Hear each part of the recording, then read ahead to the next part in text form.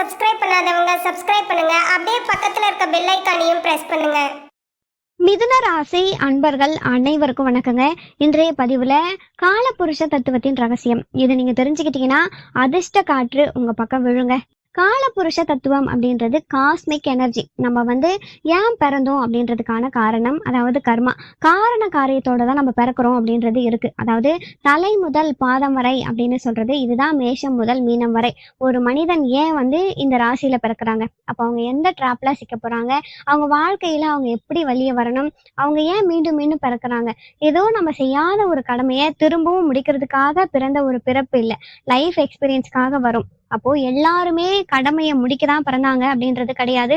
அதுதான் காலபுருஷ தத்துவம். இன்னமும் ஜேர்னி இருக்கு அப்படின்ற ராசியும் இருக்காங்க, இல்ல இதுதான் கடைசி ஜேர்னி அப்படின்ற ராசியும் இருக்காங்க. அப்போ இந்த ஜென்மத்திலே இதை நீங்க முடிச்சுக்கோங்க, இதுக்கான விடையை நீங்க தெரிஞ்சுக்கோங்க அப்படின்ற ஒரு விஷயம்தான் காலபுருஷ தத்துவம் அப்படின்னு நம்ம எடுத்துக்கும் பொழுது இது வைட் ரேஞ்ச் ஆஃப் நாலேஜ். மனிதன் பிறப்புல இருந்தே கொஞ்ச நாள்ல தேட ஆரம்பிச்சிருவாங்க. அதாவது நான் ஏன் பிறந்தேன், நான் யாரு, என்னுடைய ஐடென்டிஃபிகேஷன் என்ன அப்படின்ட்டு. ஒரு குழந்தை பருவத்துல இருந்து ஒவ்வொரு விஷயமும் மாறிக்கிட்டே இருக்கும்பொழுது நமக்கும் ஆசைபாசங்கள் இருக்கும். ஆனா விதி வேற ஒரு வழியில கூட்டிட்டு போகும். காலபுருஷன் அப்படின்றது காலம் அப்படின்றது நேரம், புருஷன் அப்படின்றது மனிதனை சொல்லக்கூடியது. அதுதான் காலபுருஷன். இந்த காலத்துல இந்த மனிதன் பிறக்கிறான் அப்படின்றதுதான். எப்படி 24 மணி நேரத்தை 12 மணி நேரமா பிரிக்கப்பட்டதோ அதுதான் இந்த 12 ராசிகள். ஸோ காலபுருஷ தத்துவம் 12 ராசிகளுக்குமே, ஒவ்வொரு ராசியில பிறக்கிறவங்களுக்குமே ஒவ்வொரு ட்ராப் இருக்கும். இந்த விஷயம் பண்ணலாம், இந்த விஷயம் பண்ணக்கூடாது, இவங்க இதுக்காக தான் பிறந்தாங்க அப்படின்ற மாதிரி.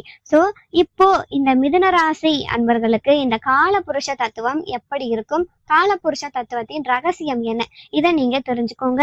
அப்போ ஆதியும் இதுதான், அந்தமும் இதுதான். தொடக்கத்துல இருந்து முடிவு வரைக்கும் இந்த காலபுருஷ தத்துவம் தான் உங்களை வழி நடத்தி செல்லுது.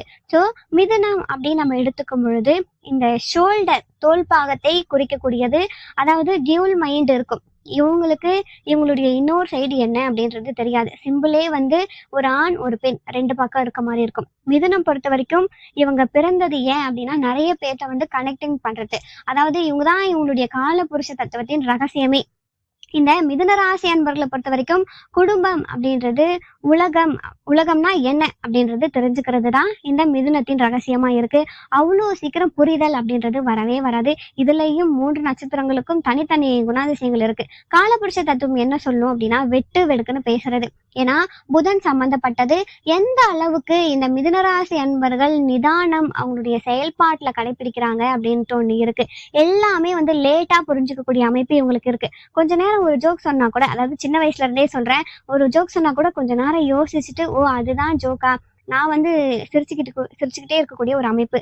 புதன் பொறுத்த வரைக்கும் ஹியூமர் சென்ஸ் அதிகம். இவங்களால மற்றவங்களை சிரிக்க வைக்கவும் முடியும். இவங்க பேசுறதே ஒரு டார்க் காமெடி, ஒரு டார்க் எனர்ஜி அப்படின்ற மாதிரி தான் இருக்கும். அழகா பேசுவாங்க, சர்க்காஸ்டிக்கா பேசுவாங்க. பேசுறப்பவே ஒரு சிரிப்பு, அந்த இடத்துல ஒரு கலகலப்பு அப்படின்றது கொடுத்துக்கிட்டே இருக்கும். தத்துவங்கள் பிறந்துகிட்டே இருக்கும் மிதுனத்துக்கிட்ட. ஆனா மிதுன ராசி அன்பர்களை பொறுத்த வரைக்கும் 2 குணாதிசயங்கள். இவங்களுடைய ட்ராப் என்னன்னா, முதல் ஆரம்பத்துல தவறுகள் செய்ய வச்சிரும். அந்த காலபுருஷ தத்துவத்தின் படி தவறுகள் யாருமே ஒண்ணு பார்க்கல அப்படின்ற மாதிரி செய்ய வச்சிரும்.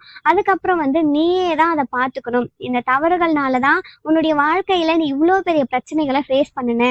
அப்போ 2ஆம் பகுதியில புரிய வைக்க ஆரம்பிக்கும். புரிஞ்சுக்கணும். அது புரியாம மீண்டும் மீண்டும் தவறு பண்ணிக்கிட்டே இருக்காங்க அப்படின்னா இந்த கஷ்டத்துக்குள்ள இழுத்து கொண்டு போய்கிட்டே இருக்கும். மிதுனராசி அன்பர்களை பொறுத்த வரைக்கும் இதுதான் உன்னுடைய தவறு, இந்த தவறுல இருந்து நீங்க மாத்திக்கோங்க அப்படின்னு கேட்டா எனக்கு தெரியும் வேற என்ன பண்ணலாம் அப்படின்றது ஒரு கேள்வியா இருக்குமே தவிர முழுசா ஒத்துக்க மிதுனராசிக்காரங்களால முடியவே முடியாது. மிதுனராசி அன்பர்களை பொறுத்த வரைக்கும் பேச்சு அதிகம். மிதுனராசி அன்பர்களுக்கு காலபுருஷ தத்துவம் என்ன சொல்லுதுன்னா, நீ பேசு, ஆனா உன்னுடைய பேச்சிலையும் ஒரு சூட்சமம் இருக்கு. பொய் பேசவே பேசாத.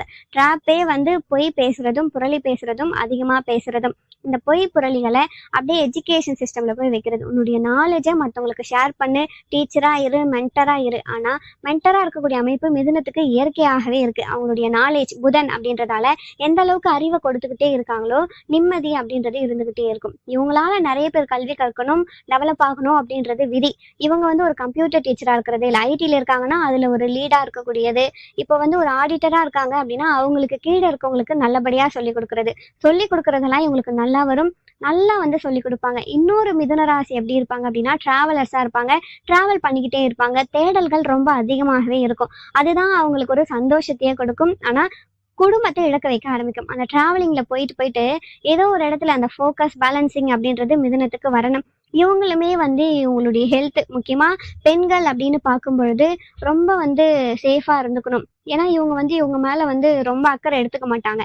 இந்த பிரெக்னன்சி டைம்ல வரக்கூடிய சுகர் கூட இந்த மிதுனராசி என்பர்களுக்கு வரும். ஹெல்த்தை சரியாம பாத்துக்காம போறது. ஏன்னா அவ்வளவு சீக்கிரம் எதையுமே புரிஞ்சுக்க மாட்டாங்க. டென்ஷன் அதிகமாகும் பொழுது இந்த ஒற்றை தலைவலி அதிகமா இருக்கிறதும் இவங்க தான். ஷோல்டர் அப்படின்னு நம்ம சொன்னோம் பாத்தீங்களா, ஹார்ம்ஸ்.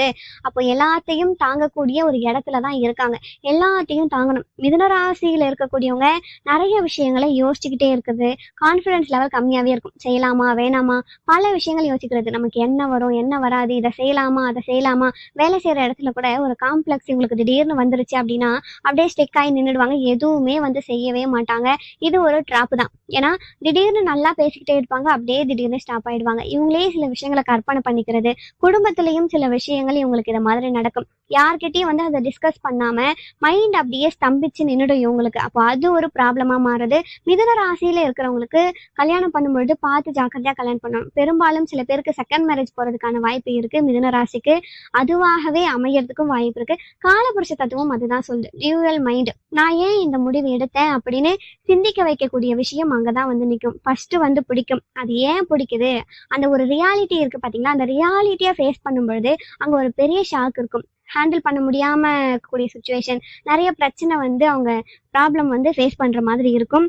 அப்போ மிதுனராசி அன்பர்கள் செகண்ட் மேரேஜ் பண்றாங்க அப்படின்னா கூட அவங்க பார்த்துதான் பண்ணணும். ஏன்னா இதுவும் வந்து அவங்களுக்கு ஒரு ட்ராப் மாதிரி தான். அங்கேயும் போயிட்டு பிரச்சனையிலே சிக்கிறது. நம்ம எங்க ஒரு மிஸ்டேக் பண்றோமோ அதை திரும்ப ரிப்பீட் பண்ணாம இருக்கணும். அப்போ உங்களுக்கான ஒரு சாவி, அதுல இருந்து எப்படி வெளியே வரணும் அப்படின்னா, ஒரு விஷயத்த அலசி ஆராய்ஞ்சு நீங்க கப்புன்னு பிடிச்சிக்கணும். அது வேலையா இருக்கட்டும், லைஃப் பார்ட்னரா இருக்கட்டும், எது வேணா இருக்கட்டும், அது என்ன ஆனாலும் நான் தான் சரி பண்ண போறேன், இதுதான் எனக்கு வரும் அப்படின்ற வழியை கண்டுபிடிக்கணும். ஏன்னா இவங்களுக்கு பொறுத்த வரைக்கும் மற்றவங்கள வந்து பேசி கவரக்கூடிய ஒரு அமைப்பு இருக்கு. புதன் வந்து அப்படிதான் அவங்க ஆக்டிவேட் பண்ணி ஆகணும். நிறைய மிதுனராசி அன்பர்கள் பேசவே மாட்டாங்க. பேசாமே இருக்கிறது. அந்த கம்யூனிகேஷன், மற்றவங்களுக்கு சொல்லி கொடுக்கறது, மார்க்கெட்டிங் பண்றது, சேல்ஸ் ஓரியன்ட், அட்மினிஸ்ட்ரேஷன் ஸ்கில் எல்லாம் ரொம்பவே சூப்பரா இருக்கும். இந்த மாதிரி விஷயங்கள்லாம் பிடிக்கும் பொழுது குடும்பத்தையும் ஒரு கட்டுப்பாட்டுல எடுத்து வர்றது, நல்லா வந்து எல்லாத்தையும் லெசன் பண்ண தெரிஞ்சுக்கணும். ஒருத்தவங்களை பேசி ஒரு விஷயத்த கவனிச்சிட்டாங்க அப்படின்னா அவங்களுடைய வாழ்க்கை growth நோக்கி போக ஆரம்பிச்சிடும். மிதுனராசி அன்பர்களை பொறுத்த வரைக்கும் டீச்சிங் ஃபர்ஸ்ட் ப்ரிஃபரன்ஸ். டீச்சிங் தாங்க. Anything related to administration. நீங்கள் வந்து ஈவெண்ட் மேனேஜ்மெண்ட்லலாம் இருக்கீங்க அப்படின்னா கண்டிப்பாக ஒரு நல்ல கிரியேட்டிவிட்டி வரும். ட்ராவலர்ஸ், அதாவது நிறைய ஃபுட் ட்ராவலர்ஸ்லாம் கூட இதில் இருப்பாங்க. ஊர் சுற்றுற வேலைகள்லாம் இவங்களுக்கு வந்து கரெக்டாக இருக்கும். அப்பப்போ வந்து ஸ்டாக்னட் ஆகி நிற்கிறதால அந்த 4 செவத்துக்குள்ளவே இருக்கவே முடியாது. அந்த ஓடிட்டே இருக்கணும், வேலை பார்த்துக்கிட்டே இருக்கணும். ஆனால் அதுக்கான ரெப்யூட்டேஷன் வரும்பொழுது அதை வாங்கிக்க தெரியாது. வேலை செஞ்சு கொடுத்துக்கிட்டே இருப்பாங்க. வேற ஒருத்தவங்க இவங்க கிட்ட வந்து வேலையை வாங்கிக்கிட்டே இருப்பாங்க. ஸோ இவங்களால மல்டிபிள் லாங்குவேஜும் கற்றுக்க முடியும். நிறைய லாங்குவேஜஸை ஈஸியாகவே கற்றுப்பாங்க. இப்போ லாங்குவேஜ் ஓரியன்டான விஷயங்கள், கண்ட்ரி ட்ராவல் பண்ணணும் விருப்பப்படுறவங்களாம் இன்டர்நேஷ்னல் லாங்குவேஜ்லாம் சீக்கிரமாக கற்றுக்கிட்டு அங்கே போய் வேலை பார்க்கக்கூடிய அமைப்பு கூட இருக்குது இந்த மிதுனராசி என்பர்களுக்கு. டெக்னாலஜி ரிலேட்டடாக எது வேணால் இவங்க டச் பண்ணலாம். டெக்னிக்கல் ஸ்கில்ஸ், நாலேஜ்லாம் அபரிவிதமாக இவங்களுக்கு இருக்கும். இந்த மிதுனராசி அன்பர்களை பொறுத்த வரைக்கும் குலதெய்வ வழிபாடு ரொம்ப ரொம்ப முக்கியங்க. இப்போ இந்த ரகசியத்தெல்லாம் நீங்க தெரிஞ்சுக்கிட்டீங்க. வாழ்க்கை வாழ்வதற்கு அப்படின்றத புரிஞ்சுக்கோங்க. வாழ்க்கையில ஒடுங்கி போய் சுகமா உட்கார்றத இன்னையோட நிப்பாட்டிக்கோங்க. இதுக்கப்புறம் உங்க வாழ்க்கையை எந்திரிச்சு தொடங்க ஆரம்பிங்க. கண்டிப்பா வாழ்க்கை சிறப்பா இருக்கும். குலதெய்வ வழிபாடு பண்ணீங்க அப்படின்னா நீங்க வேண்டி விரும்பியது எல்லாமே உங்களுக்கு கிடைக்க ஆரம்பிக்குங்க. இந்த பதிவு மிதுனராசி அன்பர்களுக்கு ரொம்பவே பயனுள்ளதா இருந்திருக்கும்னு நினைக்கிறேன். மேலும் தகவலுக்கு எங்க சேனலை மறக்காம சப்ஸ்கிரைப் பண்ணுங்க. நன்றி.